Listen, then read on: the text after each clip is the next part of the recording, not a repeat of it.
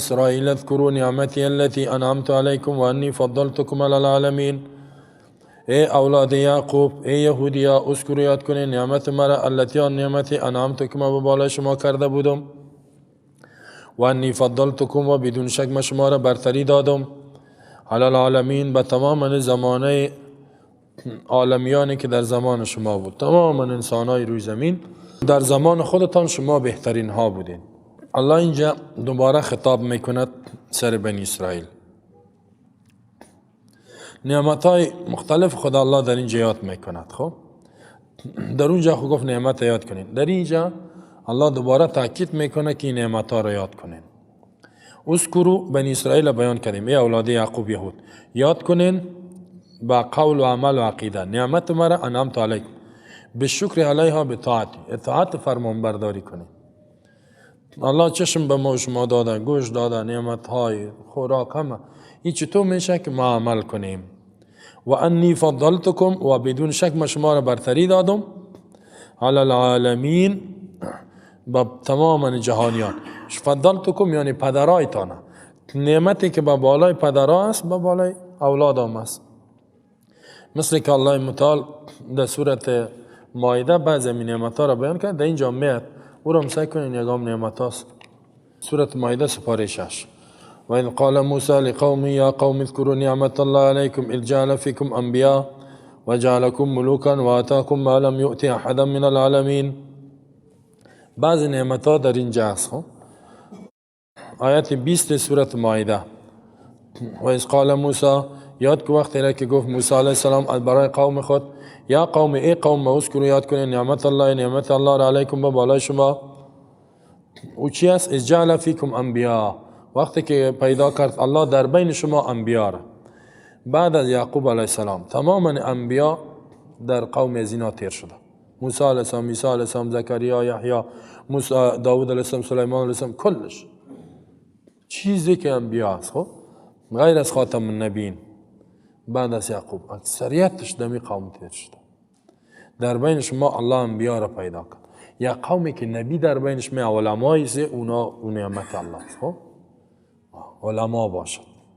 قوم افغانستان عالم کم داره، نه نعمت نه. عالم زیاد بود، قرآن فهم زیاد بود، این نعمت است. مردم می رود به طرف دین الله، نعمت ها و ثواب هاست. و جعلکم ملوکا، و گردانید شما در بین شما پادشاهان. مثال پادشاهی را الله به اینا داد. فرعون که غرق کرد مصر برشان داد، نه؟ سلیمان السلام از قوم از اینا. یا داوود اینا جعلناک خلیفة فی الارض، خلافت روی زمین الله به داوود علیه السلام داد، از قوم از اینا است، قوم یهود است. و زکریا علیه السلام، یحیی علیه السلام، عیسی علیه السلام چه معجزاتی داشت و در بین از اینا بسیار پادشاه تیر شده. و آتاکم ما لم یؤت احدا من العالمین، به شما آنچنان نعمتایی را داد که هیچ یک از مخلوقات نداده بود. بسیار الله به اینا نعمتها کرد. اینجا بیان میکنه که او چیز بعضش. فضلتکم، فضیلت سر کل امت نیست. خب فضیلت سر عالمین زمانشان، زیرا این امت کنتم خیر امت، بهترین امت است. واتقوا یوما لا تجزی نفس عن نفس شیئا ولا یقبل منها شفاعه ولا یؤخذ منها عدل ولا هم ینصرون. در اینجا الله می ترسانه اینا را که شما نافرمانی، ناسپاسی نعمت الله را نکنین، با قرآن ایمان بیارین، با آخری پیامبر یهود، و اگر نیک کردین باز ای تو عذاب ده، ای تو روزی میرین کسی نجات تان نمیده. واتقوا بترسین یوما، از روزی لا تجزی که دفع کرده نمیتاند، نجات داده نمیتاند، نفس یک نفس عن نفس از نفس دیگر شاین هیچ چیز را، نفس مجرم از غیر مجرم هیچ چیز دفع کرده نمیتاند، یا نفس پاک از نفس مجرم. ولا یقبل منها شفاعه، قبول نمیشود از این نفس شفاعت، سفارش، از این نفس مجرم یا کسی دیگه بر مجرم شفاعت نمیتونه. ولا یؤخذ منها عدل، قبول نمیشود منها از این نفس فدیه، فدیه عدل جرمانه را میگه. ولا هم ینصرون، و نه اینا نصرت میشن، مدد میشن، هیچ کس کمکش کرده نمیتونه.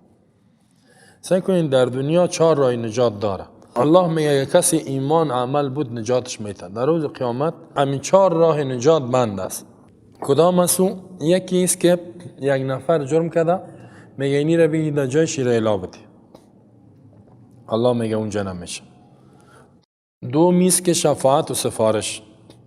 میگه سفارش ما را بکو. سفارش و شفاعت، یک نفر میاد شفاعت کسی را میکنه، از بندی خانه خلاصش میکنه یا از یک مصیبت خلاصش میکنه. بندی شده میگه بریم پیش رئیس فلانی، وزیر صاحب فلانی، رئیس جمهور، سفارش هم میکنیم. در دنیا میشه. سوم رئیس جرمانه دلار بده، میگه 1 لک 2 لک 3 لک دلار بده، خدا خلاص کن، پول پیسه بده. چهارم رای نجات نصرت، نیرو داری به زور میام میکشید از مصیبت. در روز قیامت نه نیرو است، نه کسی شفاعت میتونه از مجرم مشرک کافر بدین و نه فدیه قبول میشه و نه عوض یک کس دیگه کس گرفته میشه. روز قیامت این راه ها بند است. پس چیه سبب نجات؟ ایمان صحیح، عمل صحیح مطابق قرآن. هیچ یکم تا دیگه میگه که ما را شفاعت میکنه پیامبر. تو چی کردی که شفاعت کنه؟ حالا یک ایمان خوب باشه. نه ایمان صحیح داری نه عمل. حتی به نماز آمد رسول الله میگه کسی نماز نخوانه کافر است. حالا تو یک نماز هم نمیخوانی باز میگی که پیامبر شفاعت میکنه. و یک کسی که در آتش جهنم بره این خب بسیار باز خطرناک است. واتقوا، پس بترسین. الله میگه از این روز بسیار هیبتناک که لا تجزی، دفع نمی کند یک نفس، که این نفس چی باشد؟ غیر مجرم، نبی باشه هر کی باشد، از نفس مجرم شیئا، هیچ عذابه، هیچ عذاب الله را، یک چیزی از عذاب الله را دور کرده نمیتونه. حتی رسول الله صلی الله علیه و سلم کاکاش کافر تیر شده، نه ابو طالب، ابو لهب، میتونه نجاتش بده؟ نه. شفاعت پیامبر در حق مجرمین قبول نه، هیچ، نه ملائکه نه عالم. یکم تو میگم ما شما چند تا پدرم شهید شدن بس است، با شفاعت 72 نفرم میکنه. حالا تو پدرت شهید شد، خودت هم ایمان تا حفظ بکو یا ذره کاری بکو که نجات بیافی. پدر تو رو نجات داده نمیتونه. باز میگن ای افغانستان 2 میلیون شهید داده، ما رو شفاعت میکنه. این بسیار این گپا وسوسه شیطان است. خب ولا يقبل منها شفاعه، قبول نمیشه از نفس مجرم شفاعت و سفارش یا نفس مصلح آدم نیک نبی هر کی که باشد شفاعت درباره مجرم. نوح علیه السلام اولاد خود شفاعت کرده نمیتونه. لوط علیه السلام خانم خود شفاعت کرده نمیتونه، کافر تیر شده. ابراهیم علیه السلام پدر خود شفاعت میتونه؟ نه. بسیار خطرناک. ولا یؤخذ منها عدل، گرفته نمیشود فدیه و جرمانه. در اینجا خو یگام جرمانه میتی میری. قتل خطا شد میگی ما این 2 لک 3 لک 10 لک خلاص، اونجا نمیشه. اونجا جرمانه گرفته نمیشه، اینجا پیسه داده میشه، رشوت بده خدا بکش. اینجا بسیار رشوت میتن، یک آدم قاتلا چرا میتو اختطاف میکنه قتل پیسه میتن میکشه، اونجا نیست. حتی الله در قرآن میگه که کل زمین پر است الله جرمانه بده، الله قبول نداره. ولا هم ینصرون، نصرت هم نمیشه. چی معنا؟ این عقیده و اعمالی که شما دارین شما را در آتش میبره. الله خیرخواهی مردم میکنه ولی مردم نمیفهمن. و اذ نجیناکم من آل فرعون یسومونکم سوء العذاب یذبحون ابناءکم و یستحیون نساءکم و فی ذلکم بلاء من ربکم عظیم. یاد کنین زمانی را که نجات دادیم شما یهودیا را من آل فرعون، از لشکر فرعونیا، یسومونکم سوء العذاب، که میرسانید به شما بدترین عذاب. یذبحون ابناءکم، ذبح و حلال میکرد فرزندایتان، بچه‌هایتان میکشت. و یستحیون نساءکم، باقی میمان زنهای شما را برای خدمت و بی‌حیایی. و فی ذلکم بلاء من ربکم عظیم، و در این کار فرعون برای شما امتحان بود عظیم، بزرگترین امتحان من ربکم، از جانب ربتان بزرگترین امتحان بود. این نعمتها شروع شد. دعایت قبلی چی گفت؟ اذکروا نعمتی، نعمت ما را یاد کنید. نه در 2 جای گفت.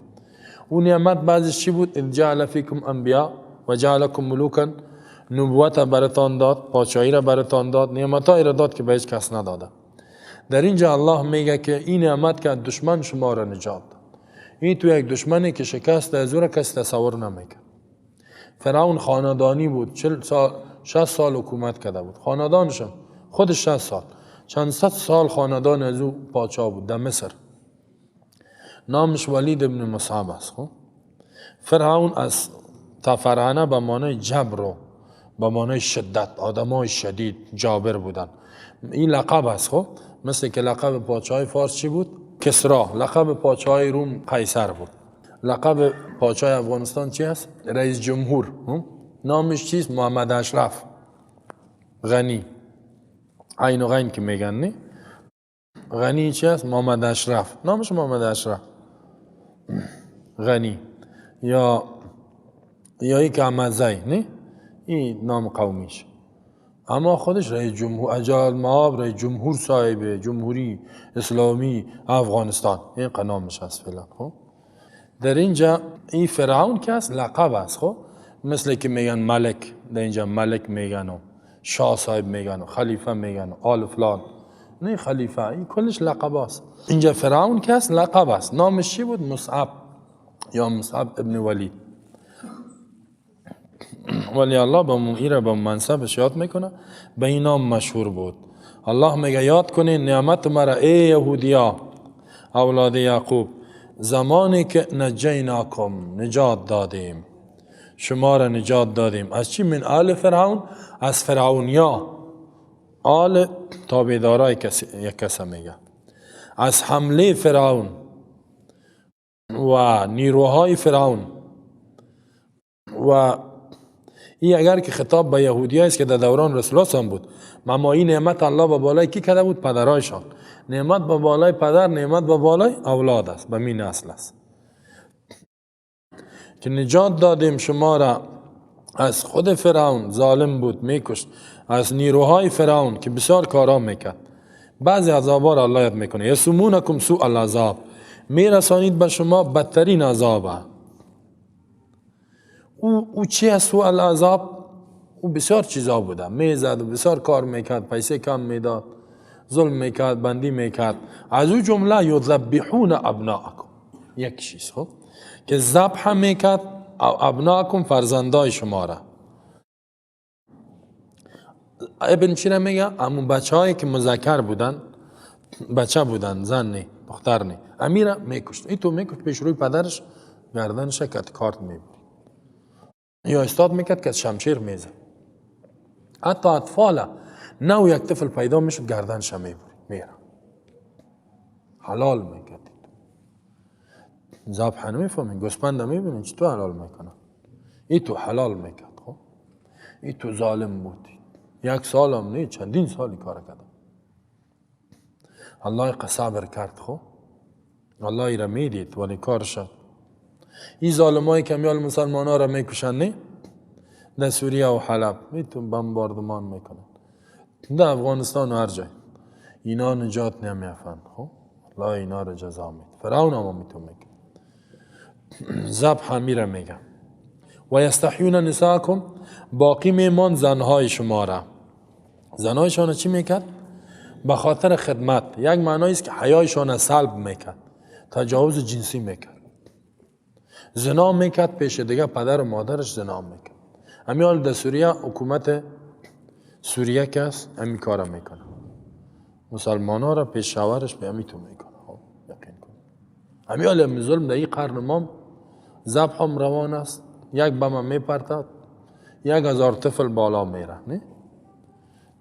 1000 طفل کت پمپر رو همش میره طرف بار میخوره در زمین تو تایش باد میشه.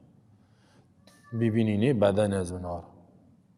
نام خدا مانده مدافعین حقوق بشر. حقوق بشر رو پایمال نکنین. خب نمیکنیم سر خودش یک بم میپرد 1000 تا رو میکشه. این مسلمان نیست، این انسان نیست. برو مسلمان انسان طفل همین چی گناه کرده؟ زنم میکشه، پیرم میکشه، شفاخانه را میزنه، بمبارد میکنه. زنایشان تجاوز. این بدترین عذاب است نه؟ این تو یک ظالم پادشاه. باز الله میگه و فی ذالکم بلاء، در اینمی عذابی که فرعون بر شما میداد بلاء عظیم، امتحان بزرگ بود من ربکم. یک امتحان. همین ذبح کردن، زنا را ماندن، خدمت گرفتن، تجاوز کردن، این یک امتحان بود. ولی اگر کسی در این امتحانا صبر کنه، تسلیم نشه، باز اینا هم میتو کردن. در این امتحانا راستی صبر کردم. الله چه نعمتها را داد. بعد از حکومت مصر، پادشاهی، انبیا، بسیار نعمتها را برشان داد.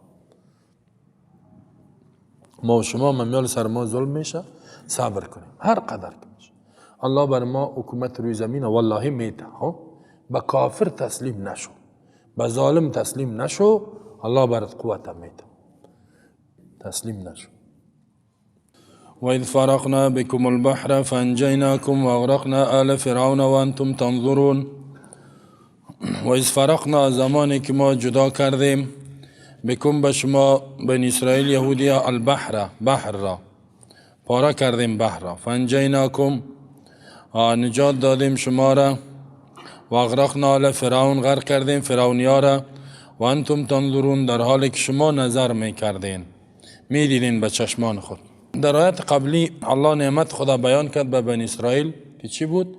نجات از اینها از عذاب فرعون که ذبح میکرد، دختر خانمایشان به حیا میکرد و خدمت از اونا میگرفت، بچه هایشان میکشت، جوانایشان. دلیل از چی بوده؟ چرا میکشت؟ مفسرین دو نظر بیان کردگی هستند که چرا این میکشت. یک آدم گناه چیز نکن چرا کشته بره؟ سوال جوابش به این خاطر ذبح میکرد بچه را که خواب دیده بود. یک قول میست که اونجا در مصر دو قوم کلان بود، یکی بنی اسرائیل بود اولاد یعقوب یهودی ها و دوم قبطی ها بود مصر قوم خود فرعون. قبطی ها اگر که کم بودن ولی حکومت پیششان بود. خواب دیده بود که یک جوانی از این مردم پیدا میشه و حکومت مرا از بین میبره، قدرت میگیره. این خواب برای تعبیر کننده خواب گفت کائنا اونا گفتن که این میتونه کسی پیدا میشه حکومت میگیره. بازی فرمان داد که این بچه ها و جوان ها از اینا کشته شود. باز میگن 1 سال نفر میکشت بچه ها را دستی که کشت و کل جوانایشان. باز خود قوم قبطی ها پیش فرعون آمدن قوم خودش که کل جوان ها از اینا کشته شود کارا سر ما میاد، ما خسر از اینا کار میکنیم، زراعت زمین دیگه کل کاربار هم یا جوالیگری همه. مثل که سابق در افغانستان یک قوم جوالی بودن نه؟ گفت حالا می کار کل می کارهای شاقه را ما سر از اینا میکنیم، اگر اینا کلش بمونه باز مجبور می کارهای سخت ما بکنیم. گفت چی میکنیم؟ چی کار کنیم؟ گفت 1 سال بکش 1 سال نه 1 سال باز سالی که نمیکشت هارون پیدا شد، هارون علیه السلام. 2 سالی که میکشت موسی علیه السلام پیدا شد. و با تفصیلش میاد که موسی علیه السلام چطور پیدا شد، چی کار شد، او در دیگه صورت ها میاد، او را نمیگه.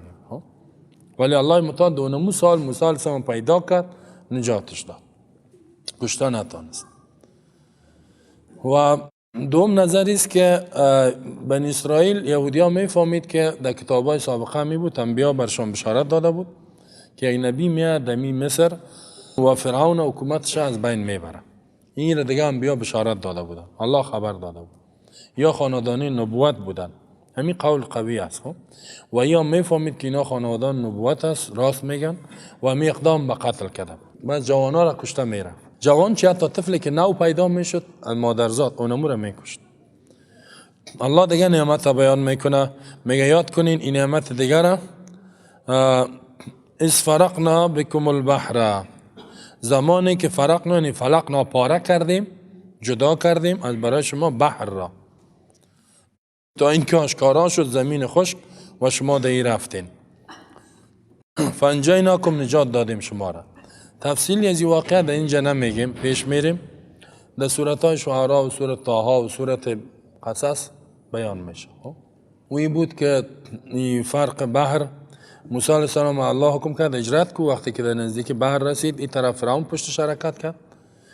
بعض مفسرین میگه 6 لک نیرو بود که 6 لک نیرو سرشان حمله کرد. اینا گفتن یا موسی انا لمدرکون، ما گیر شدیم. موسی علیه السلام گفت کلا، شما اینجا گرفتار نمیشین، انما یا ربی، به امر من رب ما هدایت میکنه. الله بر موسی وحی کرد که انضرب بعصاک البحر، بحر بزن که میزد آب بحر دو نیم شد. بحیره قلزم یا بحر احمر بود. دو نیم شد، نیمشی سرف نیمشی سرف و یک شمال آمد گلش از زیر بالا شد. 12 کوچه جور شد. اینا حرکت کردن دمی بین رفتن. اینا که رفتن فرعون از پشتش رسید و اینا خوب که تیر شدن، اینا در بین بر نزدیک چی رسیدن و آب پس حرکت کرد با حکم الله، به صورت طبیعیش که حرکت کرد، کل از اینا را غرق کرد و فرعون الله جسدش بیرون ساخت و اینا دیدن که مردگی است، باز مومیایی شده و تابال مومیاییش در مصر است. امیال هم در موزیم مصر است، فرانسه هم سر از او کار کردگی است. در قرن 20 یک دکتر کلان فرانسوی هم مسلمان شده، او را که دیده که بسیار سالم است، معجزتاً سالم مانده الله را، این سبب ایمانش شده. الله میگه یاد کنین که نجات دادیم شما را، بحر جدا کردیم. میره بسیار یک معجزه کلان است، نه؟ نزدیک بحر بیا، بحر جدا شو تو بری، این کلان نعمت است، نه؟ که گفتیم که الله گفت که اذکروا نعمتی فانجیناکم، نجات دادیم شما را و اغرقنا آل فرعون، غرق کردیم فرعونیا را.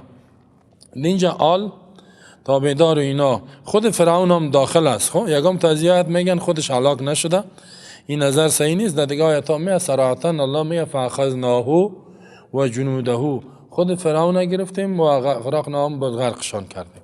و انتم تنظرون، غرق کردیم فرعون با لشکر و نیروش در حالی که شما نظر میکردین، مشاهده میکردین.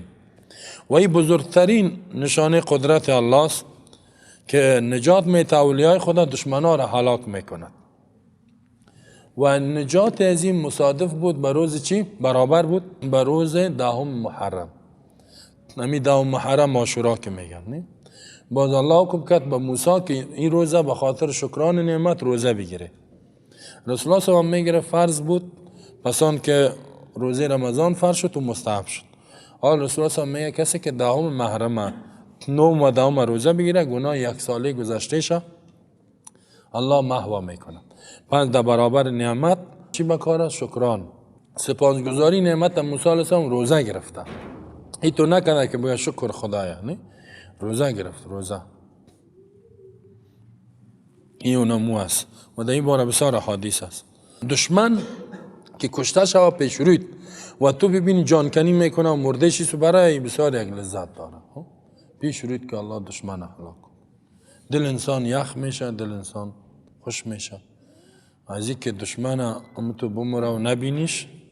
از این که دهی الله میگه ای تو غرقش کردیم شما میدیدین و این را الله عذاب آسمانی آمد به بالایشان، یعنی به عمل خودشان نشده، الله خودش حراکشان. و اذ وعدنا موسی 40 لیلة ثم اتخذتم العجل من بعده وانتم ظالمون. یاد کنین وقتی را که وعده کردیم به موسی علیه السلام 40 شب، ثم اتخذتم العجل، بعد از شما گرفتین گوساله را، من بعدی، بعد از رفتن موسی علیه السلام به کوه طور، و انتم ظالمون، در حالی که شما ظالم مشرک بودین. دیجر الله متعال این تمهید است برای نعمت بعدی. و نعمت چی است؟ ثم عفونا عنکم من بعد ذلک لعلکم تشکرون، بعد از عفو کردیم ما شما بعد از مشرکتان گوساله پرستی گناهتان بخشیدیم. و انتم لعلکم تشکرون، تا اینکه شما عقیده توحید قبول کنین و به نظام توحید پابند باشین. الله دیگه نعمت بیان میکند. وعده کردیم به موسی، اینجا باب تفاعل به معنای تفاعل نیست، اینجا به معنای لازمی است.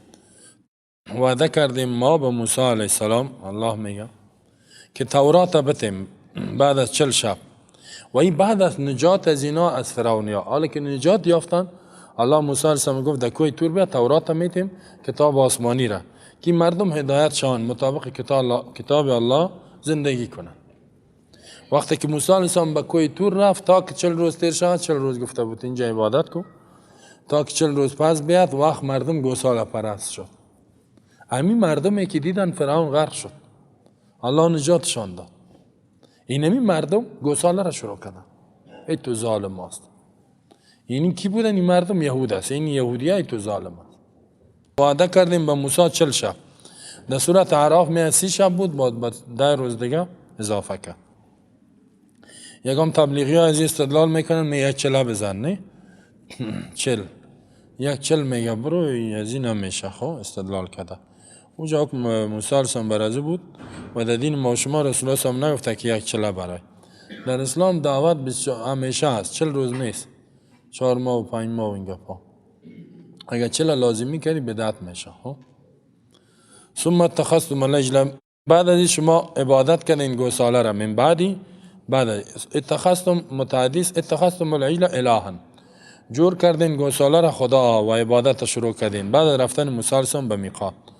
و انتم ظالمون، در حالی که شما تجاوز کننده بودین و شرک کننده بودین. ظلم به معنای شرک. الله گفته بود غیر از الله کسی را عبادت نکنین، ظلم کردین، یعنی از حدود تیر شدین. ثم عفونا عنکم، باز عفو کردیم ما از شما، عفو کردیم یعنی از این جرم بسیار بزرگتان که شرک است تیر شدیم، بخشیدیم. من بعد ذلك، بعد از این شرک، لعلکم تشکرون، تا اینکه شما چی کنین؟ سپاسگزاری نعمت الله را بکنین. سپاسگزاری نعمت الله و چی است که با عقیده توحید پابند شوین. خوی شرک از یار چه قسم بخشیده پسان بیان میکنه. گفت توبه کنین و طریقه توبه را میگه. توبه کردن. و اذا اتینا موسی الکتاب والفرقان لعلکم تهتدون. الله متعال دیگه نعمت بیان میکند وقتی که میگه یاد کن نعمت دیگر که دادیم به شما، دادیم به موسی علیه السلام که پیامبرتان بود، الکتاب تورات و الفرقان، فرقان دادیم لعلکم تهتدون، تا اینکه شما به هدایت شوین، راه درست پیدا کنین. الله متعال دیگه نعمت بیان میکند. آتینا موسی الکتاب، به موسی علیه السلام کتاب دادیم. این نعمت بسیار خاص است. کتاب چی است؟ تورات است. فرقان که فرق می آورد در بین حق و باطل. این صفت است برای می کتاب، عطف است، عطف بیان. بیان می این کتاب چی صفت داشت؟ این کتاب صفتشی بود که در بین حق و باطل جدایی می آورد. تمام کتاب های آسمانی هم اینطور است. الله قرآن آخری کتاب چی نام داره؟ قرآن. کتاب ذالک الکتاب و ننزل من القرآن ان انزلنا قرآنا عربیا. ولی یک صفت من قرآن هم چیز؟ فرقان است. تبارک الذی نزل الفرقان على عبده لیکون للعالمین نذیرا. فرقان بعضی مفسرین میگه که معجزات.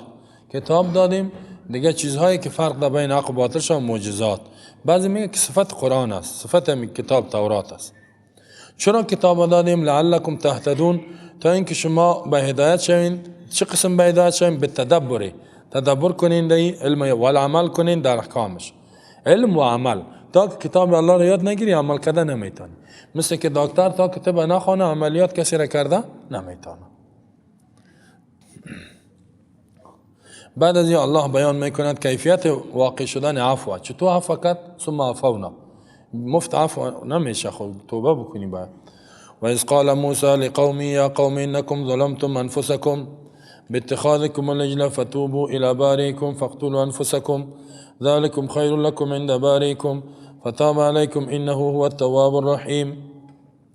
وقتی که گفت موسی علیه السلام از برای قوم خود، یا قوم ای قوم ما، انکم ظلمتم انفسکم، بدون شک شما ظلم کردین به نفسایتان، باتخاذکم العجل، به گرفتنش خود شما گوساله را من حیث اله معبود خدا، فتوبوا الی بارئکم، توبه بکنین به طرف خالقتان، فاقتلوا انفسکم، بکشین نفسایتان یک دیگرتان را، لعلکم ذالکم خیر لکم عند بارئکم، ذالکم این قتل نفس خیر است، بهتر است از برای شما، عند بارئکم پیش خالق شما، فتاب علیکم، رجوع کرد الله به بالای شما، توبه تان قبول کرد. انه هو التواب الرحیم، بدون شک الله توبه قبول کننده نهایت مهربان است. این دیگه نعمت. با وجودی که میگه گوساله را عبادت کردیم، الله راه توبه را برتان نشان داد. اگه نمیداد کلتان در جهنم میرفتید. و باز توبه تان چی کرد؟ قبول کرد. این بزرگترین نعمت است. خب شرک بکنین، گوساله را عبادت کنین، شرک این بسیار، ان الشرک لظلم عظیم، ان الله لا یغفر ان یشرک به، الله شرک نمیبخشه. ولی اگر توبه کنی الله راه توبه را به اینا نشان داد. اگر نه کل آتش جهنم میره. این دیگه نعمت. این نعمت ها دیگه شروع شده. موسی علیه السلام از برای قوم خود گفت که ای قوم انکم ظلمتم، شما ظلم کردین به نفسایتان. با وجود یک کسی که گناه میکند خودش به بالای خود ظلم میکنه. گناه خودش ظلم به بالای نفس. چرا؟ زیرا گناه سبب عذاب میشه. این خود ضرر میرسانه هر کی گناه کنه.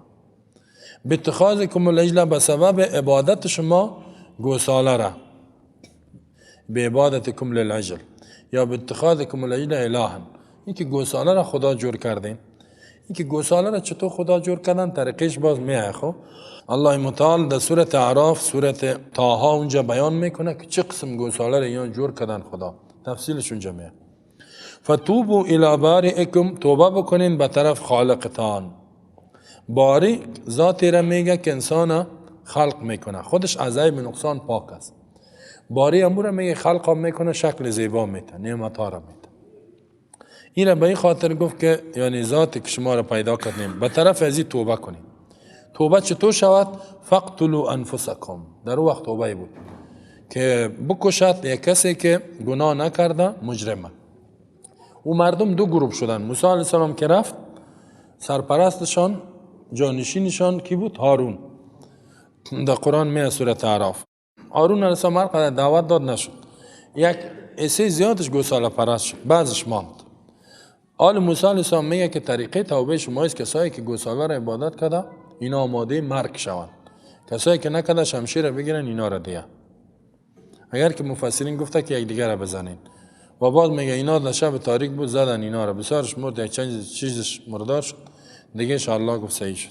همین که تسلیم شدن، بعد میگه نه هیچ کشته نشدن، آماده که به مرگ شدن، الله حکم نازل کرد که صحیح شد، توبهتان قبول شد. بعضی میگه نه بسیارش مرده، بعد مبالغه هم کردن که زیاد مرده، ولی گپای اسرائیلی است. میگه 70,000 نفرش مرد. فقتلوا انفسکم، بکشین یک دیگرتان را. چه معنی؟ کسایی که گناه نکرده اینا را بکشه.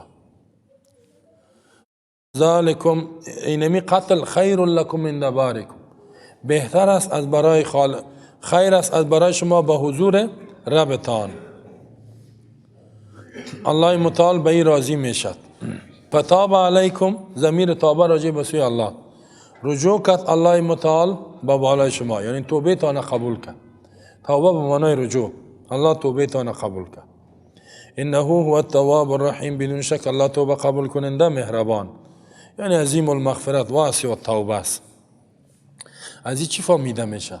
از این فهمیده میشه که آل دی امت الله نعمت کرده. هر قدر گناه کنی حاجت کشتن نیست، پشیمان شوید، گناه را ترک کو، استغفار بگو، تصمیم بگی که دیگه گناه نمیکنم، الله میبخشه. یعنی می شرایط توبه است.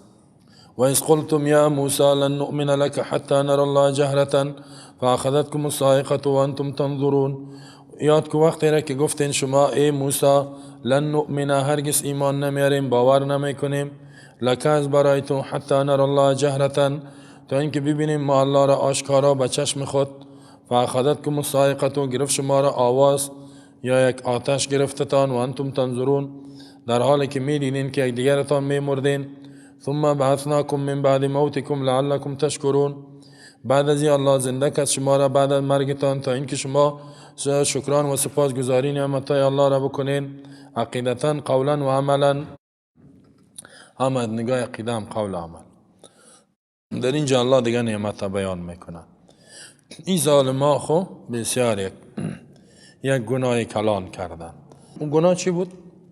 موسی علیه السلام بیرون شد که عذر خدا بیان کند پیش الله که اینا گوساله را عبادت کرد. 70 نفر انتخاب کرد که بیاین بریم. واختار موسی من قوم 70 رجلا، در سورت اعراف میاد. پیش الله میریم و عذر خدا بیان میکنیم که الله ما را ببخش. وقتی که در اونجا رفتن، خب ابرا پوشانی الله موسی علیه السلام نزدیک شد که تا الله گپ زد. بعضی ها میگن اینا ما آواز شنیدن، بعضی میگن اینا گفتن که ما آواز الله را شنیدن، گفتن قبول نداریم، تا که الله را نبینیم ایمان برات نمیاره.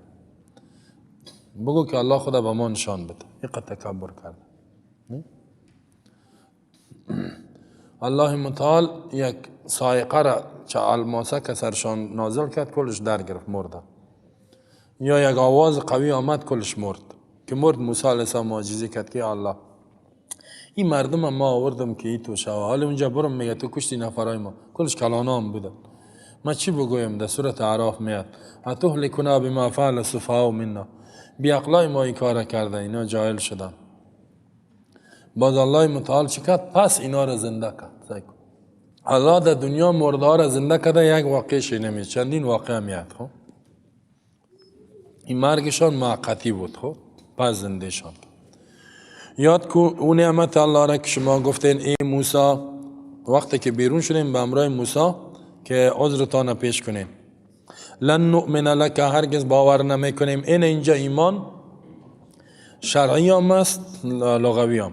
تصدیق نمیکنیم بر تو که تو پیامبر هستی، باور نمیکنیم. و آنچه که ما شنیدیم میشنیده این کلام الله سیر قبول نداریم. سایکو میشنه و کف الله را می قبول نداریم. حتی نر الله جهرتا تا که الله را ببینیم آشکارا به چشم خود، علانیتا مشاهدتا به چشم خود ببینیم. این گپا که گفتن فاخذتکم الصاعقه، الله می گرفت شما را صاعقه. صاعقه یک آتش از آسمان آمد الماسک فاحرقهم درشان داد، کلش در گرفتن. و انتم تنظرون در حالی که شما می دیدین و عذابی که واقع شد. یکش می مرد در می گرفت چیخ می زد، دیگهش می دید، دیگهش می تو مرد، کلشان مرد. موسی علیه السلام می گریان شروع کرد، دعا کرد یا الله بهترین ها را آوردم، این چطور میشه من پیش قوم چی بگویم؟ عاجزیش آمده در قرآن ربنا انت ولینا فاغفر لنا وارحمنا وانت خیر الغافرین. همین دعا را میکنه در سورة اعراف میاد. ولی تیزتر بریم که با ثم بعثناکم من بعد موتکم. الله میگه باز بعث چرا گفت؟ من بعد موتکم گفت اشاره به سوی که حقیقتا زنده شدن. اگر بعث میگفت تنها من بعد موتکم نمیگفت، کسی فکر میکرد که خواب سرشان آمده از خواب بیدارش کرد خلاص. الله میگه نه، باز زنده کردیم شما را بعد از مرگتان، بعد از اینکه یک شب و یک روز مرده بودن. فقام و استاد شدن و یکدیگر را دیدن. خب و می دیدن که یکش زنده میشه، دیگه خدا می دید که زنده شد. سبحان الله. چرا شما را زنده کردیم؟ لعلکم تشکرون، تا اینکه شما سپاسگزاری نعمت الله را کنین. بچی به بعث بعد الموت که الله دوباره زنده میکنه مرداره. حتی به اینا بچشم نشان داد. این توی کافرای خطرناکی بنی اسرائیل بوده. هر چیزا میگم نبینیم قبول نداریم، الله را نبینیم قبول نداریم، مرگ طریقه زنده شدن نبینیم قبول نداریم. الله بسیار چیزا را به اینا نشان داد. اینی قوم یهود است. خب این تو ظالم مرد به ما و شما کی الله نشان داده؟ ولی ما و شما ایمان داریم.